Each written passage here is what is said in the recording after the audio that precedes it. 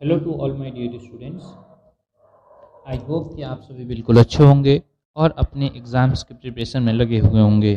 और जैसा कि आपको पता है कि आपके लेटेस्ट पैटर्न के अकॉर्डिंग अब आपके पेपर में जो थ्योरेटिकल पार्ट है वो आपको एमसीक्यूज़ में पूछा जाएगा, यानी कि अब एमसीक्यूज़ क्वेश्चंस आएंगे आपके एग्ज़ाम्स में। तो आपके मार्क्स को बूस्टअप करने के लिए हम एमसीक्यू सीरीज़ ला रहे हैं, और एमसीक्यू सीरीज़ का ये हमारा पार्ट सेकंड है। और जिस बच्चे ने पार्ट वन वीडियो नहीं देखी है, पार्ट वन वाली, वो वीडियो को ज़रूर जाके देख ले। और कोई भी अगर जो किसी भी तरह की क्वेरीज आती हैं आपकी क्वेश्चन से रिलेटेड वीडियो में, तो आप कमेंट सेक्शन में ज़रूर पूछ लें, ठीक है। उन सभी क्वेरीज को सॉल्व किया जाएगा। तो अब देखो पार्ट टू, इस वीडियो का पार्ट टू स्टार्ट करते हैं हम अपने पार्ट टू वीडियो को।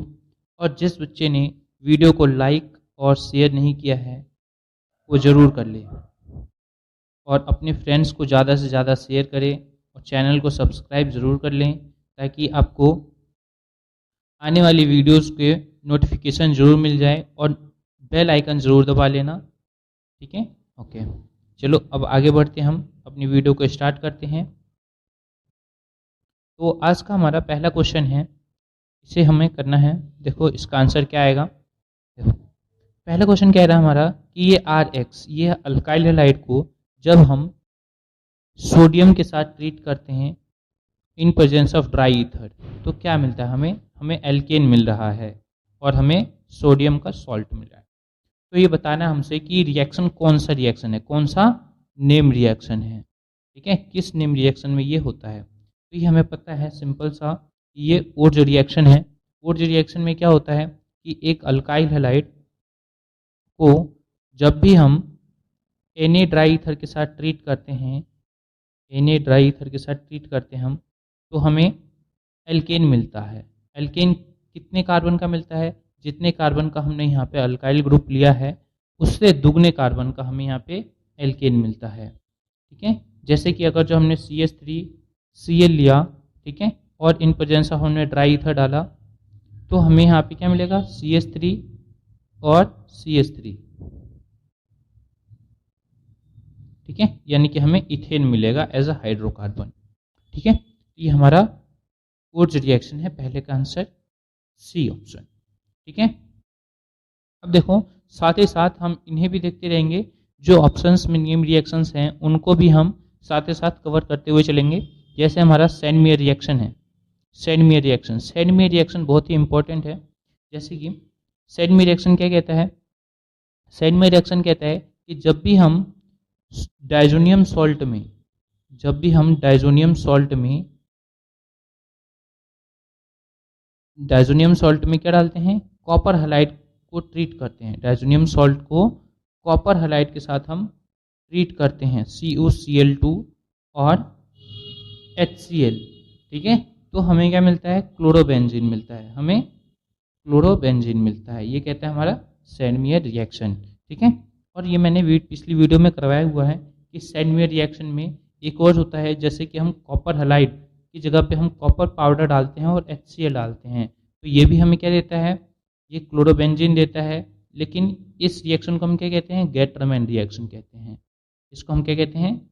गेटरमैन रिएक्शन कहते हैं, ठीक है। और ये रिएक्शन है हमारा सैंडमेयर रिएक्शन, सैंडमेयर रिएक्शन, ठीक है।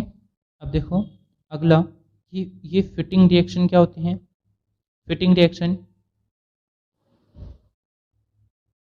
फिटिंग रिएक्शन में क्या होता है कि हम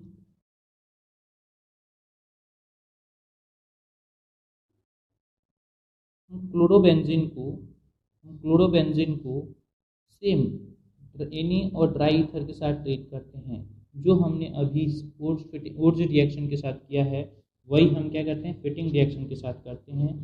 इन प्रेजेंस ऑफ क्लोरोबेंजीन को अगर जो हम इन्हें ड्राई ईथर के साथ ट्रीट करते हैं तो हमारे यहाँ पे क्या बनता है? डाइफिनाइल बनता है। क्या बनता है? डाइफिनाइल बनता है, ठीक है। ये हमारा डाइफिनाइल, ठीक। अब देखो इसमें हमारे पास विलियमसन सिंथेसिस है। विलियमसन सिंथेसिस क्या कहता है, हम आगे देखते हैं विलियमसन सिंथेसिस के बारे में। विलियमसन सिंथेसिस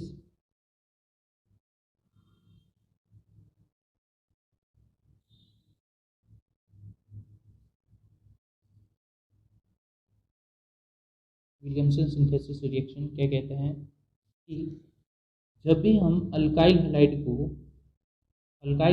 को सोडियम अल्कोक्साइड के साथ, यानी कि हम RONA के साथ हम ट्रीट करते हैं तो हमें क्या मिलता है, ईथर मिलता है। हमें क्या मिलेगा, ईथर मिलेगा। कैसे, ये हमारा ईथर कौन सा मिलेगा, RO और ये R, ये क्या मिलता है हमें, ईथर मिलता है। ठीक है, तो ये कहता है हमारे पास क्या, विलियमसन सिंथेसिस। और इसमें ध्यान रखना कि अल्काइल हैलाइड जो है, अल्काइल हैलाइड ये हमारा प्राइमरी होता है, और लेकिन अल्कोक्साइड, सोडियम अल्कोक्साइड जो है ये हमारा प्राइमरी के साथ साथ सेकेंडरी भी हो सकता है और टर्सरी भी हो सकता है। ठीक है, इसमें जैसे कि हम एग्जांपल ले लेते हैं CH3Cl प्लस CH3ONA। ठीक है, अब हमारा कौन सा ईथर बनेगा, तो हम देखते हैं यहाँ पे ये CH3 हो जाएगा, ये O और ये CH3, तो ये हमारा ये बन गया ईथर। ठीक है, और ये कैसा ईथर है, तो हम कहेंगे ये सिमेट्रिकल ईथर है। कैसा ईथर है ये, तो सिमेट्रिकल ईथर है। सिमेट्रिकल ईथर कैसे है, क्यों, क्योंकि ऑक्सीजन के दोनों तरफ जो है हमारा सेम ग्रुप अटैच है, तो हम कहेंगे इसको सिमेट्रिकल ईथर है। ठीक है, अब देखो नेक्स्ट क्वेश्चन, आगे बढ़ते हैं नेक्स्ट क्वेश्चन की तरफ। नेक्स्ट क्वेश्चन कह रहा है हमारा कि इन द रिएक्शन, ये रिएक्शन दिया हुआ हमारा, और उसमें हमें बताना है कि ये X कंपाउंड क्या होगा, Y कंपाउंड क्या होगा और Z कंपाउंड क्या होगा। हमसे क्या पूछ रहा है इसमें, बस Z पूछा हुआ है कि Z कंपाउंड कौन सा होगा। ठीक है, तो देखो इसको सॉल्व करते हैं हम। ये CH3 CH2 और I, इसमें जब भी हम एल्कोहलिक KOH डालते हैं, ठीक है, तो हमें क्या मिलेगा, एल्कीन मिलेगा। क्या मिलेगा, एल्कीन मिलेगा, CH2 डबल बॉन्ड और ये CH2। ठीक है, यहाँ पे कौन सा रिएक्शन हो रहा है, तो हम कहेंगे यहाँ पे बीटा एलिमिनेशन रिएक्शन हो रहा है। ठीक है, अब बीटा एलिमिनेशन रिएक्शन हो रहा है, अब इसमें क्या डाला हुआ है, Br2 डाला हुआ है। अब इसमें हमने Br2 डालो, तो क्या Br2 डालते ही क्या बनेगा हमारा, यहाँ पे ये हमारा ब्रेक होगा बॉन्ड, पाई बॉन्ड जो होगा ब्रेक होगा, और क्या मिलेगा यहाँ पे CH2 और ये CH2, और साथ में यहाँ पे क्या मिल जाएगा, Br अटैच हो जाएगा। यहाँ पे Br अटैच हो गया। ठीक है, अब Br अटैच हो गया, अब साथ में क्या है, इसके साथ हमने दिया हुआ है KCN, इसमें हमने KCN दिया। अब KCN दिया है तो क्या बनेगा, हम ये टूटेगा हमारे किसमें, K पॉजिटिव और CN नेगेटिव में टूटेगा। ठीक है, तो नेगेटिव वाला क्या है, ये हमारे पास साइनाइड आयन, साइनाइड आयन क्या करेगा, Br को रिप्लेस कर देगा। ठीक है, क्यों, क्योंकि ये स्ट्रॉन्ग न्यूक्लियोफाइल है, CN जो है स्ट्रॉन्ग न्यूक्लियोफाइल है एज कम्पेयर टू Br, तो ये इसको रिप्लेस कर देगा। यानी कि हम देखेंगे हमारा प्रोडक्ट क्या बनेगा, CH2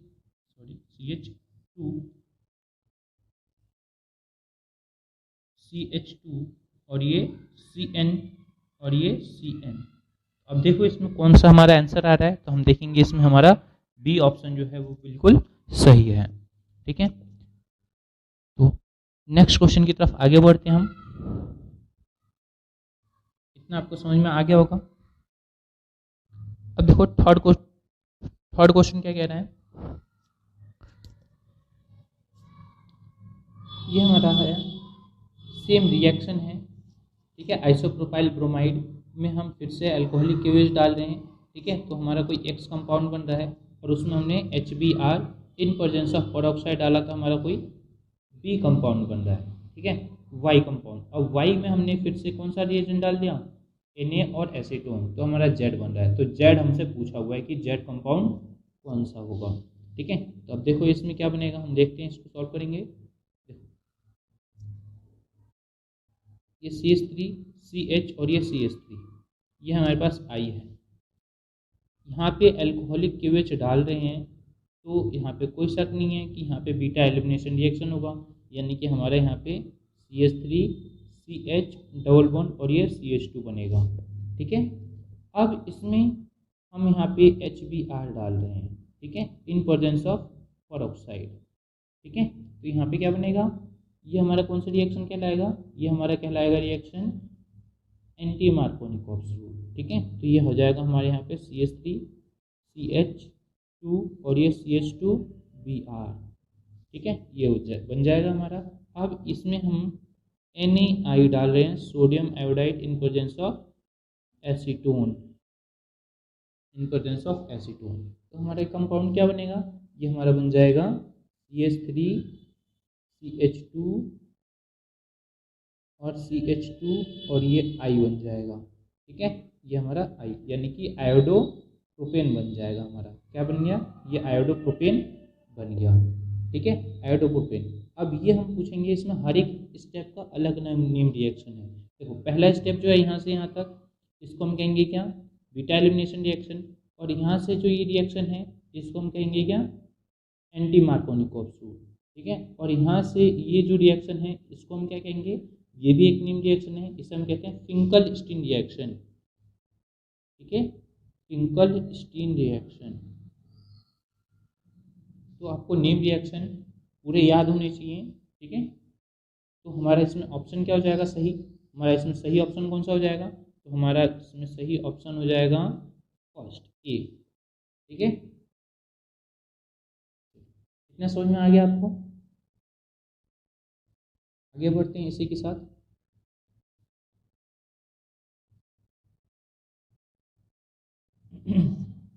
ये 40। अब देखो नेक्स्ट क्वेश्चन क्या कह रहा है, नेक्स्ट क्वेश्चन कि विच of the following is most reactive towards nucleophilic substitution reaction. In options में से हमें बताना है कि कौन सा कंपाउंड है जो कि ज़्यादा रिएक्टिव है न्यूक्लियोफिलिक सब्स्टिट्यूशन रिएक्शन के अकॉर्डिंग। ठीक है, यानी कि कौन ज़्यादा शो करेगा न्यूक्लियोफिलिक सब्स्टिट्यूशन रिएक्शन। तो हमें पता है कि कंपाउंड देखेंगे हम, यानी कि ऑप्शन फर्स्ट में हम देखते हैं तो ये क्या कहता है, ये हमारा है क्लोरोबेंजीन। ये क्या है, क्लोरोबेंजीन, ये हमारा क्लोरोबेंजीन है। और बी ऑप्शन जो है, बी क्या है, बी हमारा है विनाइलिक क्लोराइड, विनाइलिक क्लोराइड। ठीक है, ये हमारा विनाइलिक क्लोराइड हो गया। और ये थर्ड जो है हमारा, इसे कहेंगे हम अलाइलिक क्लोराइड, अलाइलिक क्लोराइड। ठीक है, अलाइलिक क्लोराइड। अब देखो इसमें हमारा कंपाउंड्स क्या कौन कौन सा है, तो ये विनाइलिक क्लोराइड है, यानी कि हमें इतना पता है कि विनाइलिक क्लोराइड से ज़्यादा शो करता है हमारा क्या, अलाइलिक क्लोराइड। अलाइलिक क्लोराइड के पास ज़्यादा टेंडेंसी होती है न्यूक्लियोफिलिक सब्स्टिट्यूशन रिएक्शन शो करने की as compare to the vinylic chloride. ठीक है, और क्लोरोबेंजीन तो न्यूक्लियोफिलिक सब्स्टिट्यूशन रिएक्शन शो ही नहीं करता। ठीक है, इसके लिए शो करने के लिए हम क्या करते हैं, कुछ अलग से रिएजेंट डालते हैं, तब ये हमारा शो करता है, यानी कि हमें उसे एक्स्ट्रा कंडीशन प्रोवाइड करना पड़ता है। जैसे कि हम उसमें प्रोवाइड क्या करते हैं, 623 केल्विन प्रोवाइड करते हैं और 300 एटमॉस्फेरिक प्रेशर प्रोवाइड करते हैं, तब वो रिएक्शन शो करता है, वैसे नहीं करेगा।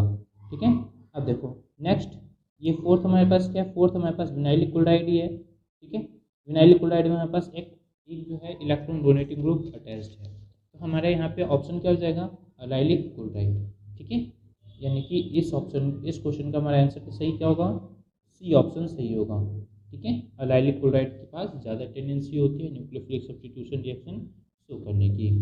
ठीक है, इतना समझ में आ गया होगा। चलिए नेक्स्ट क्वेश्चन की तरफ आगे बढ़ते हैं। तो अगला क्वेश्चन हमसे कह रहा है, the reaction of टॉल्यून with Cl2 in presence of FeCl3 gives predominantly, यानी कि जब हम टॉल्यून को अगर जो Cl2 के साथ रिएक्ट करवाएंगे इन प्रेजेंस ऑफ FeCl3 तो हमें क्या मिलेगा। ठीक है, तो हमें क्या मिलेगा, तो हम देखते हैं इसमें क्या बनेगा, हमें CH3 और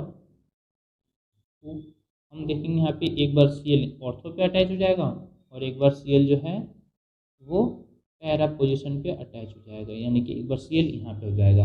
और हम कहेंगे इसमें मेजर कंपाउंड कौन सा होता है, अगर हमसे मेजर पूछा होता है तो हम कहते हैं कि पैरा वाला जो कंपाउंड बनता है वो मेजर बनता है। ठीक है, तो हम यहाँ पे क्या कहेंगे, हमारा बनेगा क्या, तो ये दोनों ही बन रहे हैं, तो हम कहेंगे हमारा ऑप्शन जो है वो डी सही है, यानी कि O&P क्लोरोटोलीन। ठीक है, तो नेक्स्ट क्वेश्चन की तरफ आगे बढ़ते हैं हम। अगर जो आपको समझ में आ रहा है तो वीडियो को लाइक और शेयर जरूर कर देना। ठीक है, और चैनल को सब्सक्राइब जरूर कर देना ताकि आपको आने वाली वीडियोस की नोटिफिकेशन टाइम टू टाइम मिलती रहे। ठीक है, चलो नेक्स्ट क्वेश्चन की तरफ आगे बढ़ते हैं।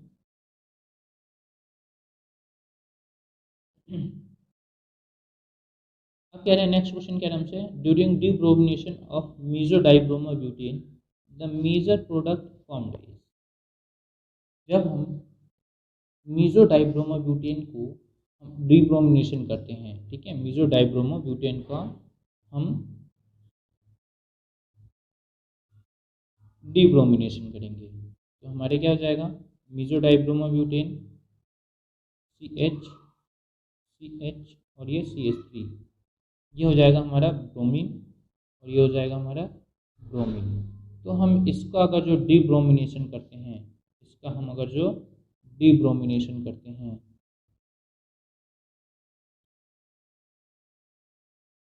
डिब्रोमिनेशन, ठीक है, तो क्या बनेगा, डिब्रोमिनेशन करेंगे तो क्या बनेगा, हम देखते हैं यहाँ पे कंपाउंड, ये हमारा CH3 CH,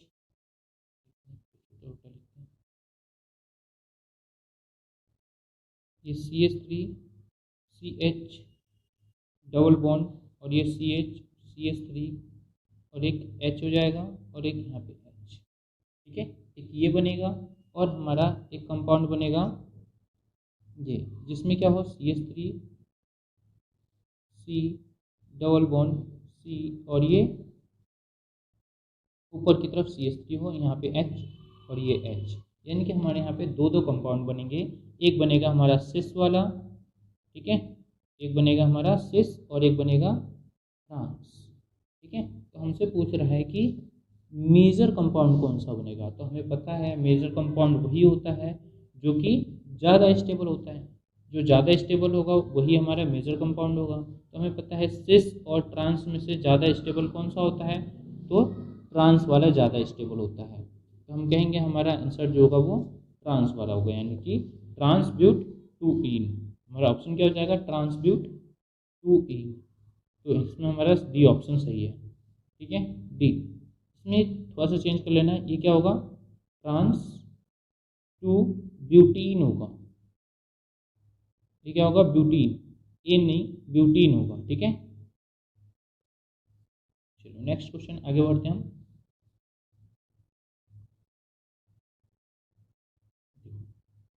अगला क्वेश्चन क्या कह रहा है, benzene hexachloride is used as. Benzene hexachloride किसकी तरह यूज होता है, तो बेंजीन हेक्साक्लोराइड का हमें तो पहले स्ट्रक्चर पता होना चाहिए कि क्या होता है बेंजीन हेक्साक्लोराइड। इसका फॉर्मूला जो होता है वो होता है C6H6 और Cl6। ठीक है, इसे हम कहते हैं बेंजीन हेक्साक्लोराइड, यानी कि BHC। इसका स्ट्रक्चर होता है हमारे पास, बेंजीन बनाओ पहले और ये Cl और ये Cl, और एक कॉर्नर पे एक क्लोरीन एटम जोड़ दो, ये होता है हमारे पास बेंजीन हेक्साक्लोराइड। ठीक है, अब ये यूज़ किसकी तरह होता है, तो हम कहेंगे ये इंसेक्टिसाइड्स की तरह यूज़ होता है। ठीक है, इंसेक्टिसाइड्स की तरह यूज़ होता है। ये हमारा मेडिकल ट्रीटमेंट में यूज़ होता है, जैसे कि कोई इन्फेक्शन हो जाता है, ठीक है, इन्फेक्शन होता है, उसको क्योर करने के लिए यूज़ किया जाता है, उसकी ट्रीटमेंट के लिए। जैसे हमारे पास स्केबीज इन्फेक्शन होते हैं, ठीक है, लाइस इन्फेक्शन होते हैं, इन सब का हम ट्रीटमेंट के लिए हम बेंजीन हेक्साक्लोराइड का यूज़ करते हैं, यानी कि ये इंसेक्टिसाइड्स की तरह यूज़ होता है। ठीक है, चलो नेक्स्ट क्वेश्चन की तरफ आगे बढ़ते हैं।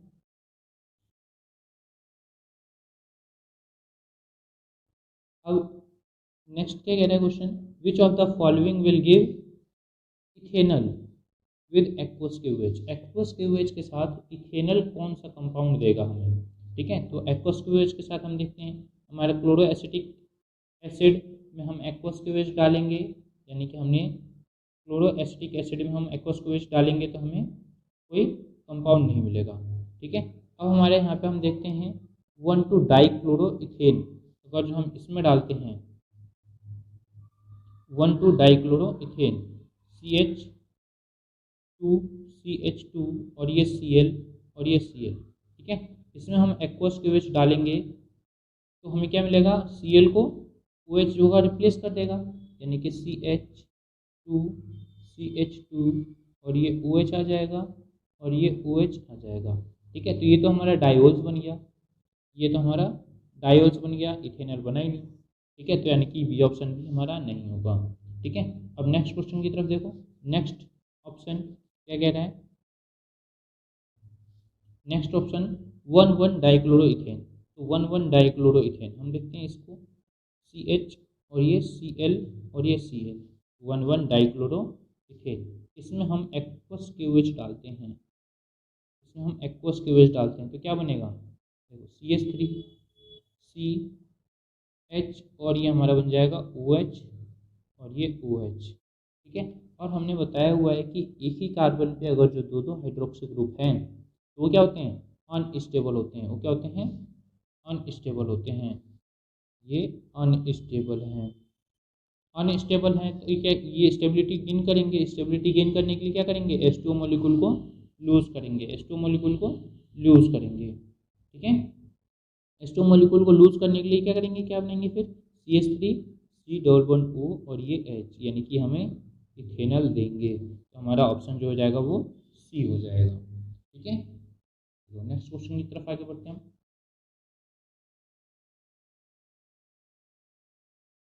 हम। नेक्स्ट क्वेश्चन कह रहा है हमारा कि vicinal and geminal dihalides can be distinguished bye.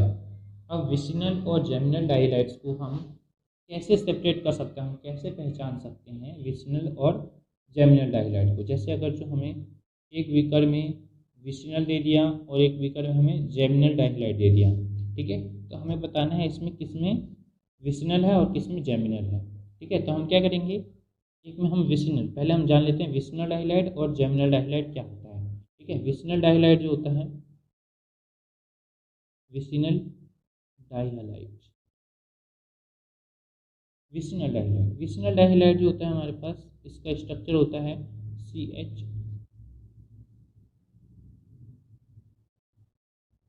ये Cl आ जाएगा और ये Cl, ये होता है हमारे पास विसिनल डाइहैलाइड, ठीक है। और जेमिनल डाइहैलाइड जो होता है, जेमिनल डाइहैलाइड, जेमिनल डाइहैलाइड का स्ट्रक्चर जो होता है वो CH3 Cl और ये CH2 CH3, ठीक है। ये होता है हमारे पास जेमिनल डाइहैलाइड, ठीक है। और विसिनल डाइहैलाइड को जब भी हम एक्वस क्यूएच के साथ ट्रीट करेंगे, विसिनल डाइहैलाइड को जब भी हम एक्वस क्यूएच के साथ ट्रीट करेंगे तो क्या बन जाएगा हमारा, ये Cl जो है ये रिप्लेस हो जाएगा किससे, OH से रिप्लेस हो जाएगा, इससे OH से रिप्लेस हो जाएगा, यानी कि हमारे यहाँ पे OH आ जाएगा, ठीक है। तो हम कहेंगे जो हमारा विसिनल डाइहैलाइड है वो क्या दे रहा है, हमें डायोल्स दे रहा है। विसिनल डाइहैलाइड गिव्स डायोल्स, ठीक है। विसिनल डाइहैलाइड क्या दे रहा है, हमें डायोल्स दे रहा है। लेकिन अगर जो हम जेमिनल डाइहैलाइड की बात करेंगे, जेमिनल डाइहैलाइड को अगर जो हम एक्वस क्यूएच डालते हैं, ठीक है, तो ये हमारा क्या बन जाएगा, ये भी हमें OH रिप्लेस कर देगा Cl को, यहाँ से क्या बन जाएगा, यहाँ पे ये OH आ जाएगा, यहाँ पे भी OH अटैच हो गया, यहाँ पे भी OH अटैच हो गया। और अभी हमने बताया है कि एक ही कार्बन पे दो हाइड्रोक्सी ग्रुप जो होते हैं वो अनस्टेबल होते हैं। अनस्टेबल होते हैं तो स्टेबिलिटी गेन करने के लिए H2O मॉलिक्यूल का लूज करेंगे, ये H2O मॉलिक्यूल लूज करेगा, ठीक है। तो ये क्या बन जाएगा हमारा CH3 और ये हमारा बन जाएगा कीटोन, ठीक है। तो हम यहाँ पे कहेंगे जेमिनल डाइहैलाइड जो होता है एक्वस क्यूएच के साथ ट्रीट करने के बाद ये हमें कीटोन देता है, ठीक है। लेकिन विसिनल डाइहैलाइड क्या देता है, हमें डायोल्स देता है। तो हम यहाँ पे अगर जो इस बीकर में हम एक्वस क्यूएच डालते हैं, जिसमें हमें डायोल्स मिले उसे हम कहेंगे क्या कि वो विस्नर हाइलाइड है, और जिसमें हमें क्या मिले, जिसमें हमें कीटोन मिले हम उसे कहेंगे क्या कि वो जैमिनर डाइहाइलाइड है। तो इतना आपको क्लियर हो गया, यानी कि हमारा ऑप्शन ए, यानी कि एक्वस क्यूवेज के साथ हम ट्रीट करके इन्हें डिस्टिंग्विश कर सकते हैं। ठीक है, नेक्स्ट क्वेश्चन, इतना समझ में आ गया तो आगे बढ़ते हैं हम। अगला क्वेश्चन है हमारा, अगला क्वेश्चन कह रहा है कि formation of alkene by action of zinc on alkyl halide is. ठीक है, कह रहा है कि जब हम अल्काइल हैलाइड के साथ जिंक रिएक्शन करवाते हैं तो क्या बनेगा, यानी कि CH3Cl और इसमें हमने जिंक डाला। ठीक है, और in presence of dry ether तो क्या बनता है। ठीक है, तो क्या बन जाएगा यहाँ पे, ये CH3 और ये CH3, ये क्या बनेगा, ये हमारे पास एल्केन बनेगा। ये सेम रिएक्शन होता है, ये हमारे पास ओर्ज रिएक्शन की तरह सेम होता है, लेकिन ये ओर्ज रिएक्शन नहीं है।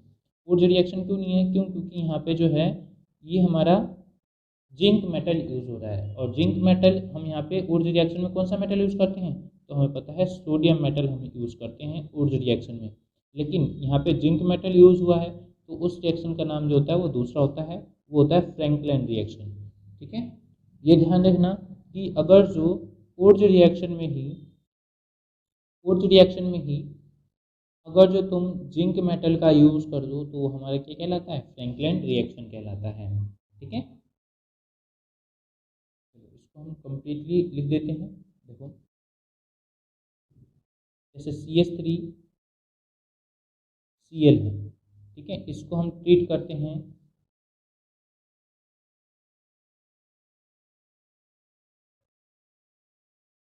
इसको हम ट्रीट करेंगे Na ड्राई ईथर के साथ। ठीक है, Na ड्राई ईथर के साथ हम ट्रीट करेंगे तो क्या बनेगा, CH3Cl, सॉरी CH3CH और ये CH3 बनेगा। ठीक है, तो इसे हम कहेंगे क्या, ओर्ज रिएक्शन।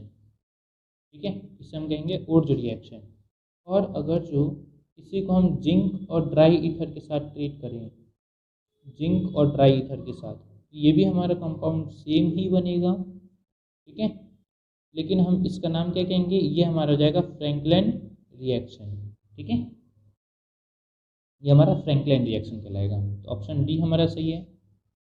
ठीक है, चलो अब इसके साथ साथ हम ऑप्शन में जो हमें दिए हुए हैं इनको भी देख लेते हैं कि कैनिज़ारो रिएक्शन क्या होता है और क्लेजन रिएक्शन क्या होता है। तो देखो, कैनिज़ारो रिएक्शन,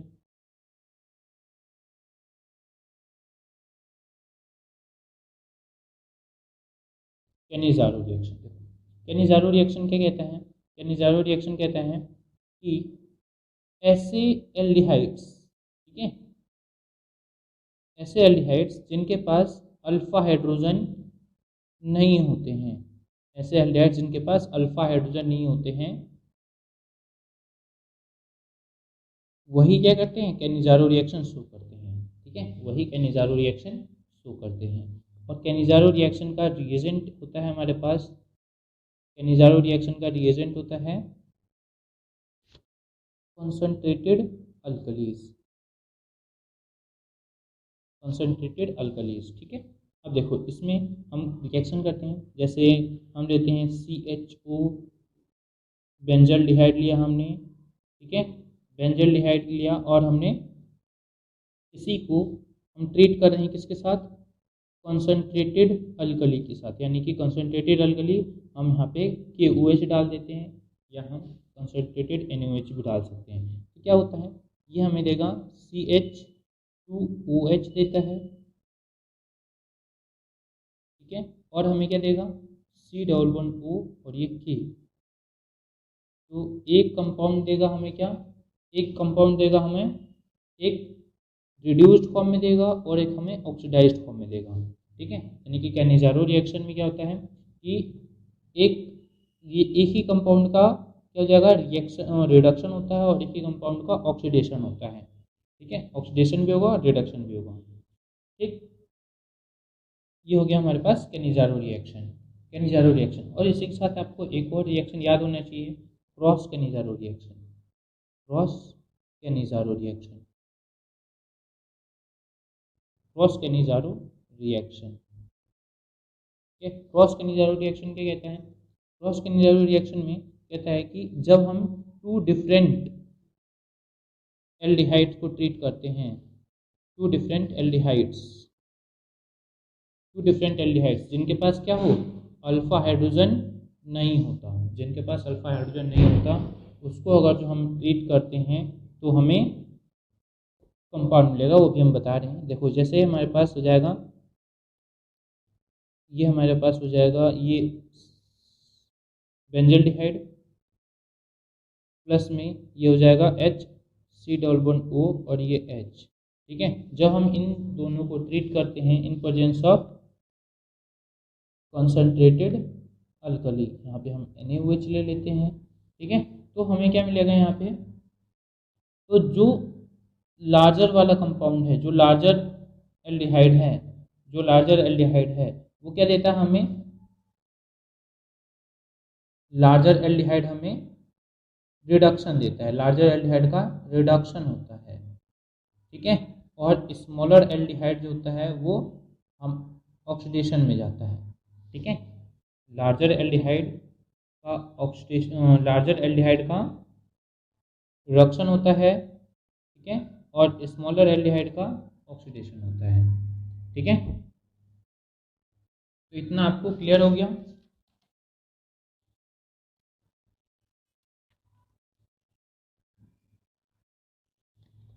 तो देखते हैं हम, अगर जो आपको वीडियो अच्छी लगी तो आप वीडियो को लाइक और शेयर ज़रूर करें। ठीक है, वीडियो को लाइक और शेयर ज़रूर करें,